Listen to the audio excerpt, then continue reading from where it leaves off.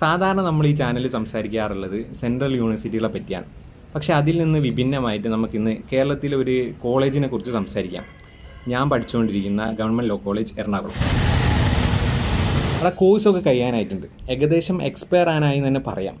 അപ്പം ഒരു കോളേജൊക്കെ കഴിയുന്ന സമയത്ത് നമ്മൾ ഉള്ളിലുണ്ടാവില്ലേ, തീരാനായല്ലോ എന്നൊക്കെയുള്ള പോകുമ്പോൾ ഉണ്ടാകുന്ന ഒരു മനസ്സിന്ന് കിതുകിത് പരിപാടികളൊന്നും അങ്ങനത്തെ പരിപാടികളൊന്നുമില്ല. കഴിഞ്ഞ് കിട്ടിയാൽ പോവായിരുന്നു, അത്രേ ഉള്ളൂ. കൊറോണയ്ക്ക് മുമ്പ് ഈ കോളേജ് ഭയങ്കര അടിപൊളിയാണെന്ന് കേട്ടിട്ടുണ്ടായിരുന്നു. അതിനുശേഷം ഒരു പ്രെഡിക്റ്റ് ചെയ്യാൻ പറ്റാത്ത അവസ്ഥയിലാണ്. ഇപ്പം പല ബാച്ചും പല വൈബാണ്. ഇപ്പം ഞങ്ങളുടെ ബാച്ചിനെ കുറിച്ച് തന്നെ പറയുകയാണെങ്കിൽ പ്രത്യേകിച്ചൊന്നും പറയാൻ, നിങ്ങളുടെ ലക്ഷ്യം പ്രാക്ടീസ് ആണെങ്കിൽ ഇതാണ് GLC ആണ് അതിന് പറ്റിയ സ്ഥലം എന്നുള്ളത് ഈ വീഡിയോ കണ്ടു കഴിയുന്ന സമയത്ത് നിങ്ങൾക്കത് മനസ്സിലാവും. സാധാരണ ചെയ്യുന്നത് പോലെ നമ്മൾ ഈ വീഡിയോനെ കുറച്ച് പാർട്സ് ആക്കി തിരിച്ചിട്ടുണ്ട്. Location, education, food and accommodation, wow factors ഉണ്ട്, അഡ്മിഷൻ ഉണ്ട്.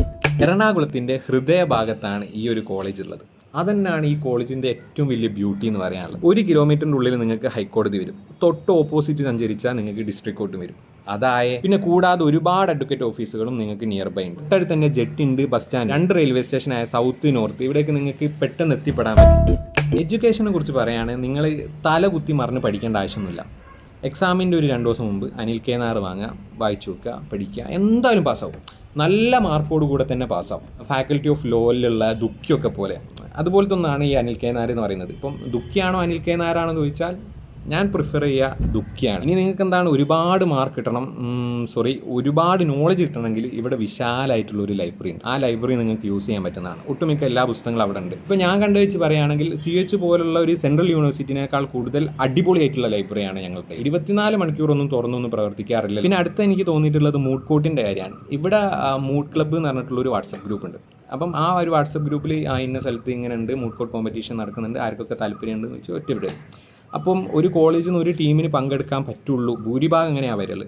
അപ്പോൾ നമ്മൾ എന്താക്കുക, നമ്മളെ പേരൊക്കെ എഴുതിയിട്ട് നമ്മളെ ടീമിൻ്റെ പേരൊക്കെ എഴുതി കൊടുത്ത് സെലക്ട് ആയി കഴിഞ്ഞ് പരിപാടി കഴിഞ്ഞ്. പക്ഷേ FOയിലത്തെ അവസ്ഥ എന്താ വെച്ചാൽ അവിടെ മൂഡ് കോർട്ടിലേക്ക് വേണ്ടിയിട്ട് ആ ഒരു സൊസൈറ്റി ഉണ്ട്, പ്രത്യേകം സെലക്ഷൻ ഉണ്ട്. നമുക്ക് ചിലപ്പം കിട്ടിയെന്ന് പോലും വരില്ല. നിങ്ങളെന്ത് 3 കൊല്ലം പഠിച്ചാൽ കിട്ടിയെന്ന് പോലും വരില്ല. പിന്നെ തിരുവനന്തപുരത്ത് ഇപ്പോൾ അടുത്ത് ചങ്ങായിമാർ വന്നപ്പോൾ അവർ പറഞ്ഞിട്ടുണ്ടായി ഇങ്ങനെ അവിടെ പ്രത്യേക സെലക്ഷനും കാര്യങ്ങളൊക്കെ എങ്ങനെയാണ്, അപ്പം മൂട്ടിന് പോകാൻ പറ്റിയെന്ന് വരില്ല. പിന്നെ പ്ലേസ്മെൻറ്റും കാര്യങ്ങളൊന്നും ഇല്ല കേട്ടോ, അധികമൊന്നും. കുറച്ച് ചെറിയ എന്തോ പ്ലേസിലായി അവിടെ പ്ലേസായി എന്നൊക്കെ പറഞ്ഞ് കേട്ടിട്ടുണ്ട്. പക്ഷേ ഇങ്ങനെ പ്ലേസ്മെൻറ്റ് മേളകളൊന്നും നടക്കാറില്ല. ഇനി അടുത്തതാണ് നമ്മളെ താമസം, ഫുഡ്, എക്സ്പെൻസ്, ഇതിനെക്കുറിച്ച് സംസാരിക്കുന്നത്. ഇതാണല്ലോ മെയിനായിട്ട് അറിയേണ്ട കാര്യം എന്നുള്ളത്. ഫസ്റ്റ് സെമ്മിൽ നിങ്ങൾക്ക് ഇവിടെ എന്തായാലും ഹോസ്റ്റൽ കിട്ടില്ല. ഹോസ്റ്റൽ കൊടുക്കുന്നത് തന്നെ ഇപ്പം ആൺപിള്ളേർക്കാണെങ്കിൽ 14 സീറ്റ് ഉണ്ടാവും ഒരു ബാച്ചിന്, പെൺപിള്ളേർക്കാണെങ്കിൽ അതേ ബാച്ചിൽ നിന്ന് 7 സീറ്റ് ഉണ്ടാവും. ഇങ്ങനത്തെ ഒരു കണക്കാണ്. ഇതും ദൂരത്തിൻ്റെ അടിസ്ഥാനത്തിലൊക്കെയാണ് കൊടുക്കുന്നത്. എൻ്റെ ഫസ്റ്റ് സെമ്മിൽ അനുഭവം വെച്ച് പറയുകയാണെങ്കിൽ 5000, 6000, 7000 രൂപക്കൊക്കെ നിന്ന് പോകാൻ പറ്റിയിട്ടുണ്ടായി. പക്ഷേ ഹോസ്റ്റലിലേക്ക് മാറിയപ്പം എന്താ ഫുഡ്, നല്ല കിഡിലം ഫുഡ്. ഈ എറണാകുളത്ത് കിട്ടുന്നതിൽ വെച്ചിട്ട് ഏറ്റവും നല്ല ഭക്ഷണം ഞങ്ങൾക്ക് ചേച്ചിമാരുണ്ടാക്കി തരുന്ന ഭക്ഷണമാണെന്ന് വേണമെങ്കിൽ പറയാം. അത്രയും നല്ല ഭക്ഷണമാണ് ഞങ്ങൾ ഹോസ്റ്റലിൽ ലഭിക്കുന്നത്. പിന്നെ സൗകര്യം, ഒരു റൂമിൽ 2 ആളുകളെ ഉണ്ടാവും. അവിടുത്തെ ഒരു ചിലവ് വെച്ച് പറയുകയാണെങ്കിൽ 500 മുതൽ 3500 ഈ ഒരു റേഞ്ചിൽ നിങ്ങൾക്ക് ഇങ്ങനെ വേരി ചെയ്തുകൊണ്ടിരിക്കും. പിന്നെ നിങ്ങളെ ചിലവും കാര്യങ്ങളും നിങ്ങൾക്ക് മീറ്റ് ചെയ്യാൻ പറ്റും. ഇവിടെ ഒരുപാട് പാർട്ട് ടൈം ജോലികൾ, ഡെയിലി ജോബ്സ് ഒക്കെ നിങ്ങൾക്ക് ലഭിക്കുന്നതാണ്. പോകാം, പൈസ ഉണ്ടാക്കാം. അങ്ങനെ നിങ്ങളുടേതായിട്ടുള്ള പോക്കറ്റ് മണി കാര്യങ്ങളൊക്കെ നിങ്ങൾക്ക് തന്നെ ഉണ്ടാക്കാൻ പറ്റുന്നുള്ളൂ. അങ്ങനെ പൈസക്ക് മുട്ടുവന്നിട്ട് നിങ്ങളൊരു ലോക്കാവുന്ന അവസ്ഥയൊന്നും ഉണ്ടാവില്ല. ഇനി കുറച്ച് വാവ് ഫാക്ടേഴ്സാണ്. അതിൽ ഒന്നാമത്തതാണ് ഈവനിങ് ഇൻറ്റേൺഷിപ്പ് എന്ന് പറയുന്നത്.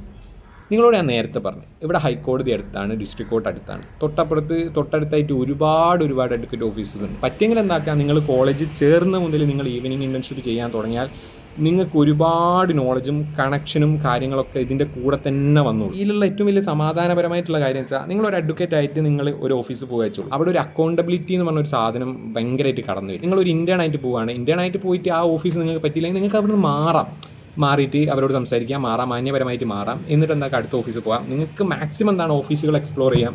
എന്നിട്ട് നിങ്ങൾക്കായിട്ടുള്ളൊരു സ്പേസ് കിട്ടും. നിങ്ങളെ ക്യാരക്ടറിനും നിങ്ങൾക്ക് കൺവീനിയൻ്റ് ആയിട്ടുള്ള ഒരു സ്പേസ് കിട്ടും. നിങ്ങൾ ചിന്തിച്ച് നോക്കി, ഈവനിങ് ഇൻറ്റേൺഷിപ്പിന് വേണ്ടിയിട്ട് ഇത്രയും വലിയൊരു സൗകര്യം നിങ്ങൾക്ക് എവിടെ കിട്ടും? ഞാൻ നേരത്തെ പറഞ്ഞതുപോലെ തന്നെ ഇത് സ്ഥിതി ചെയ്യുന്ന ലൊക്കേഷൻ തന്നെയാണ് ഇതിൻ്റെ ഏറ്റവും ഹൈലൈറ്റ് ആയിട്ടുള്ള കാര്യം. FOയിൽ പഠിക്കുന്ന പിള്ളേർ, നിങ്ങൾ DU ഏകദേശം തീസസാരി കോർട്ടിൽ പോയിട്ട് വേണം, അല്ലെങ്കിൽ അതിൻ്റെ ചുറ്റുവട്ടത്ത് പോയിട്ട് വേണം ഇൻറ്റേൺഷിപ്പ് ചെയ്യണമെങ്കിൽ, ഈവനിങ് ഇൻറ്റേൺഷിപ്പ് ചെയ്യാൻ. എത്ര ദൂരം ഉണ്ട്! ഈ ഒരു ഫെസിലിറ്റി നിങ്ങൾക്ക് കിട്ടുക എന്ന് പറയുന്നത് ഒരു ലക്കാണ്. ഈവനിങ് ഇൻറ്റേൺഷിപ്പ് മറക്കണം. ഇനി രണ്ടാമത്തെ ഒരു വാവ് ഫാക്ടറായിട്ട് തോന്നി വെച്ചാൽ ഇത് ചെറിയൊരു കോളേജാണ്. ഇത്ര നാൾ നിങ്ങൾ കാണിച്ചു തന്നിട്ടുള്ള സെൻട്രൽ യൂണിവേഴ്സിറ്റി പോലെയോ അല്ലെങ്കിൽ ഇങ്ങനെ വലിയ ഡിപ്പാർട്ട്മെൻ്റ് ഉള്ളതോ അങ്ങനത്തെ ഭയങ്കര വലിയ സ്പേസ് ഉള്ളൊരു കോളേജൊന്നുമല്ല. അപ്പോൾ നമ്മൾ കാണുന്നവരെ തന്നെ എന്താക്കേണ്ടി വരും, ഒരു 10-200 വട്ടം കാണേണ്ടി വരും. ഒരു 10 ആളുകൾ ഉണ്ടെങ്കിൽ എന്താക്കും, ഭയങ്കര വലിയ പരിപാടികൾ എടുക്കും 10 മുതൽ. ഇലക്ഷൻ വരുമ്പോഴാണ് ഇവിടെ കോളേജ് ഏറ്റവും കൂടുതൽ ആക്റ്റീവാണ്. അപ്പം നിങ്ങൾ ഈ ചുറ്റുപാടിലൊക്കെ കിടന്നിങ്ങനെ മെരുകി കളിക്കുക. അപ്പോൾ സ്വാഭാവികമായിട്ട് എന്താവും, ഈ ഒരു കോളേജിൽ നിന്ന് പോകുന്ന സമയത്ത് പുറത്തുള്ള ആളുകളായിട്ട് ഇടപഴകുമ്പോൾ അല്ലെങ്കിൽ നിങ്ങൾ പുതിയൊരു ഓഫീസിലെത്തുന്ന സമയത്ത് നിങ്ങൾക്ക് പല കാര്യങ്ങളും നിങ്ങൾക്ക് മനസ്സിലാവും. കാരണം വെച്ചാൽ ഈ കോളേജിൽ ഞാൻ ഇതിൻ്റെ വേറൊരു വേർഷൻ കണ്ടിട്ടുണ്ട്.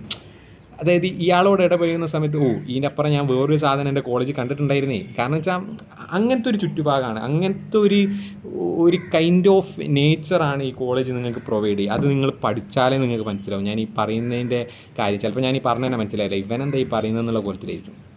ഇപ്പോൾ എന്നോട് തന്നെ ചോദിച്ചാൽ നമ്മളൊരു ടൈം മെഷീനൊക്കെ എടുത്ത് 2-3 വർഷം പിന്നിലോട്ട് പോയി ഏത് കോളേജ് എടുക്കണം, GLC പോകണോ, സെൻട്രൽ യൂണിവേഴ്സിറ്റി പോകണോ, ഉസ്മാനിയ പോകണോ എന്നുള്ള നിലയിലാണ് നിൽക്കുന്നതെങ്കിൽ ഇന്നും ഞാൻ പറയും GLC എടുത്തത് എന്തായാലും നന്നായി.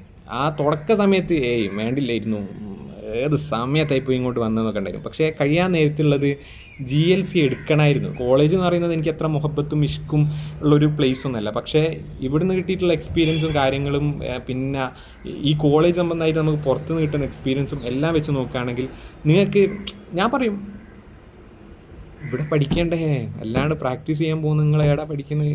മറ്റേ ഇവിടെ പഠിച്ചൊരു കാര്യമുണ്ടാ, CH പഠിച്ചൊരു കാര്യമുണ്ടാ?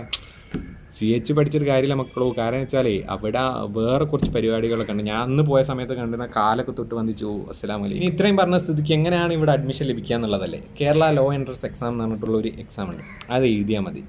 അപ്പം അത് എഴുതി ഒരു 500 താഴത്തൊക്കെ റാങ്ക് ഉണ്ടെങ്കിൽ നിങ്ങൾക്ക് എന്തായാലും കിട്ടാൻ നല്ലതുപോലുള്ള ചാൻസ് ഉണ്ട്. കേരളത്തിലെ മറ്റ് ലോ കോളേജുകളിൽ അവരുടെ മുൻകാലങ്ങളിൽ നടന്നിട്ടുള്ള പരിപാടികളൊക്കെ കാണാൻ വേണ്ടിയിട്ട് നിങ്ങൾക്ക് ഞാനൊരു പേജ് പരിചയപ്പെടുത്തി തരാം. സർക്കാരിൻ്റെ GLC എന്നാണ് പേര്. അതിൻ്റെ ലിങ്ക് ഞാൻ താഴെ നൽകാം.